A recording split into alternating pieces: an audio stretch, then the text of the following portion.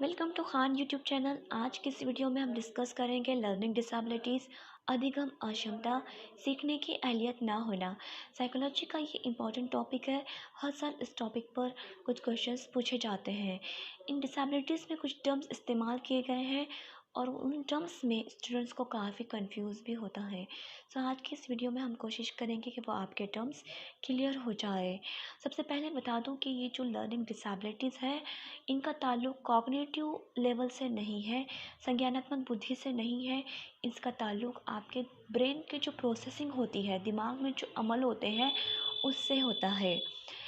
और इसका सबसे इम्पॉर्टेंट रीज़न है कि जब बच्चा माँ के वोम में या गर्भ में होता है, उस वक्त अगर माँ अल्कोहल, तंबाकू या फिर स्मोकिंग का इस्तेमाल करती है, तो बच्चों पर इस तरह के डिसेबिलिटीज़ का असर होता है। इन डिसेबिलिटीज़ में आज हम पढ़ने जा रहे हैं डिसलेक्सिया, डिसकैल्कुलिया, डिसग्राफिया, अफेसिया और डिस्पेसिया, डिस्प्रैक्सिया, एडीएचडी, ऑटिज़म।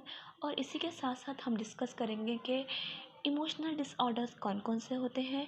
एनेक्सिटी मतलब कि फ़िक्र करने से कौन से डिसऑर्डर्स बच्चों में पाए जाते हैं। से स्टार्ट करेंगे। सबसे पहले डिसलेक्सिया। डिसलेक्सिया आप सभी ने अब तक सुने होंगे, एग्ज़ाम में भी कई बार क्वेश्चन इस टर्म पर आया हुआ है कि बच्चों में जब रीडिंग करने की क्षमता नहीं होती, काबिलियत नहीं होती पढ़ने की, तो उसे कहते हैं डिसलेक्सिया।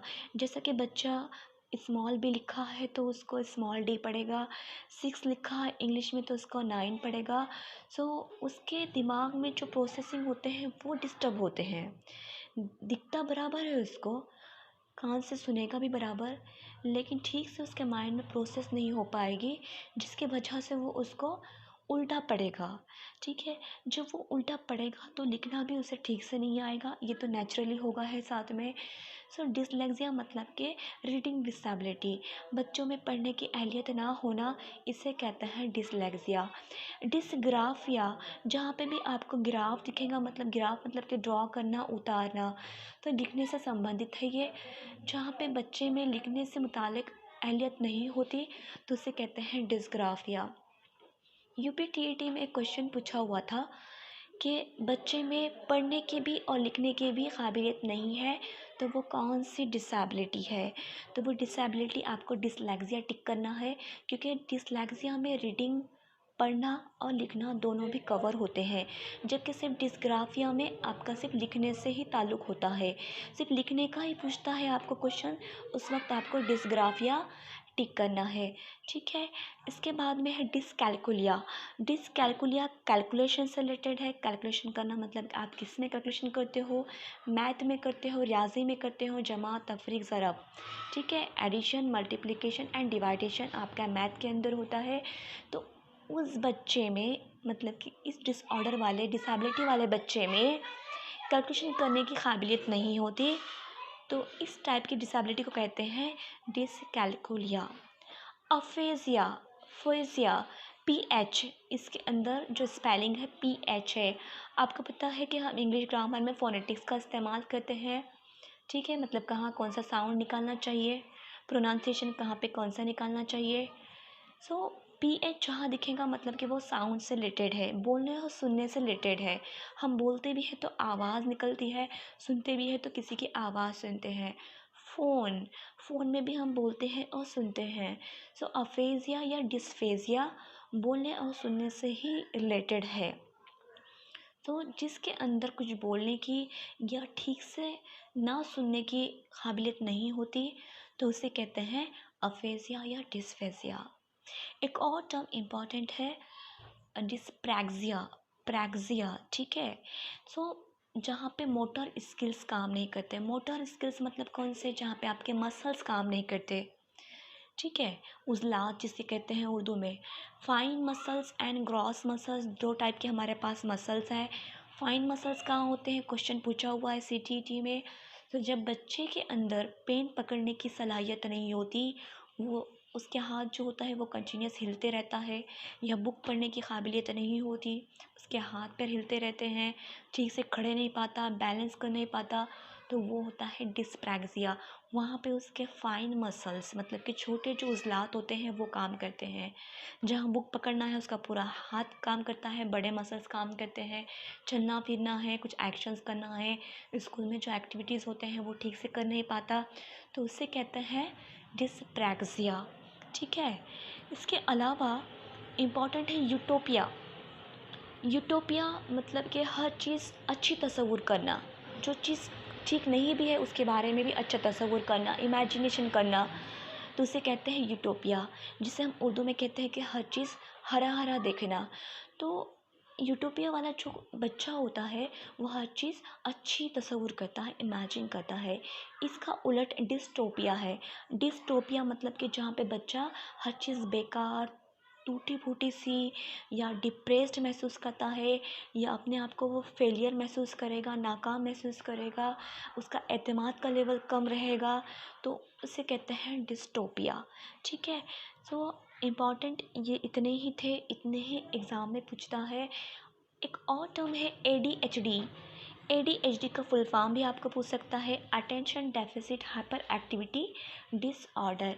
अटेंशन डेफिसिट, अटेंशन मतलब कि ध्यान, डेफिसिट मतलब कि कमी होना, ध्यान का कम होना, हाइपर एक्टिविटी मतलब कि बहुत ज़्यादा हलचल करना या फिर हरकत करना, डिसऑर्डर। तो ये भी एक किस्म का उसके अंदर बच्चे में डिसेबिलिटी होती है कि बच्चा एक जगह टिक के बैठ नहीं पाता, उसका कहीं ध्यान ठीक से नहीं होता, कंटिन्यूस वो हलचल करते रहता है।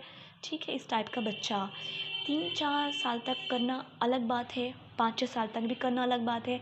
उसके बाद भी अगर बच्चा इस टाइप की हरकत करता है तो कहते हैं कि उसके अंदर ADHD प्रॉब्लम है। ठीक है। एक और टर्म है ऑटिज़म। ऑटिज़म एक अम्ब्रेला टर्म है। अम्ब्रेला टर्म उसे कहते हैं जिसके अंदर बहुत सारे इस टाइप के डिसऑर्डर आके जमा हो जाते हैं। जैसा कि हमारे पास एक मूवी है माय नेम इज़ खान। उसके अंदर शाहरुख खान का जो मूवी है, एस्पर्जर सिंड्रोम दिखाया हुआ है, उसके सिम्टम्स दिखाए हुए हैं, वो भी आपके ऑटिज़म में ही आते हैं। ऑटिज़म में बहुत टाइप की जो डिसेबिलिटीज़ होते हैं, ठीक है, एलियट ना होना, इस टाइप के बहुत सारी चीज़ें आकर जमा हो जाती हैं, इसे कहते हैं सिंड्रोम। ये ऑटिज़म।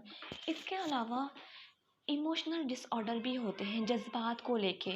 जज्बात को लेके डिसऑर्डर्स कौन कौन से हो गए? OCD। ठीक है। देन डिप्रेशन होना। डिप्रेशन में क्या होता है, इंसान हर चीज़ अपने आप को नाकाम महसूस करता है, एक एतमाद उसका लेवल कम हो जाता है, देन हर चीज़ निगेटिव सोचने लगता है। ठीक है। तो ये भी क्या है, इमोशन के ही डिसऑर्डर्स हैं।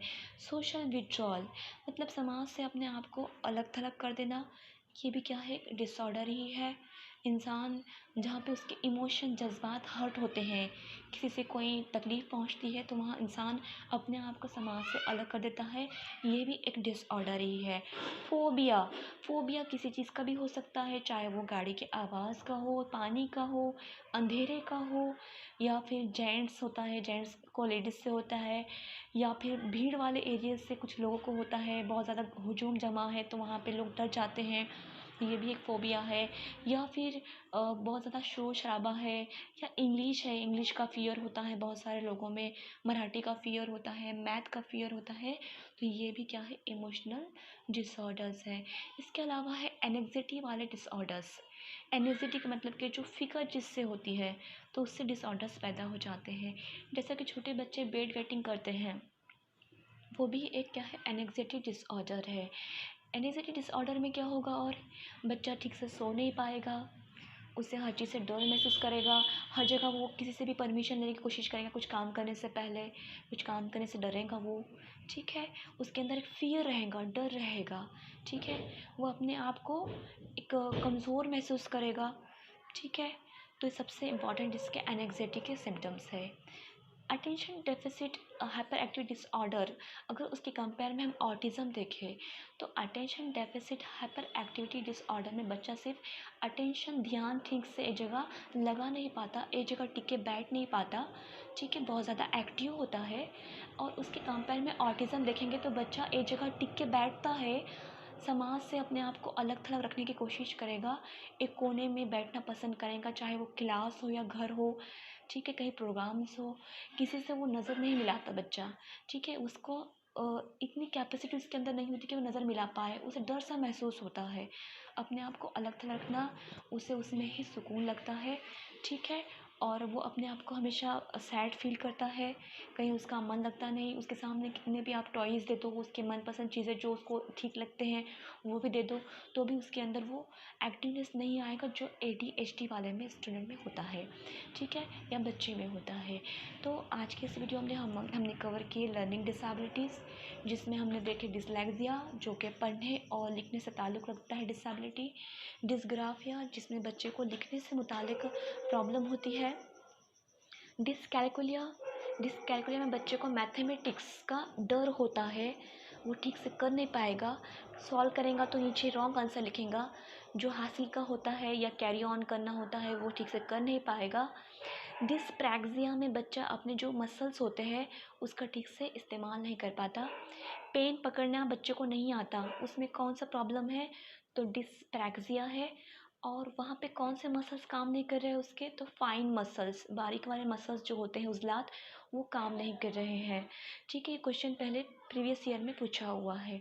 ओके, अफेजिया या डिस्फेजिया मतलब कि बोलने से ताल्लुक़ रखता है, ये बच्चे को बोलने में मुश्किल आना, ये होता है डिस्फेजिया या अफेजिया।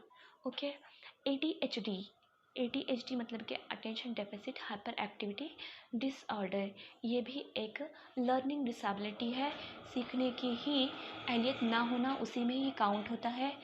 और ऑटिज़म ऑटिज़म में जिसमें बच्चा अपने आप को समाज से अलग रखना पसंद करता है, किसी से नज़र नहीं मिलाता है, एक कोने में बैठना पसंद करता है, हमेशा वो सैड होता है, मायूस होता है, ठीक है। तो आज के इस वीडियो में हमने लर्निंग डिसेबिलिटीज़ को कवर किए हैं जो आपके एग्ज़ाम पॉइंट ऑफ व्यू से काफ़ी इम्पॉर्टेंट है।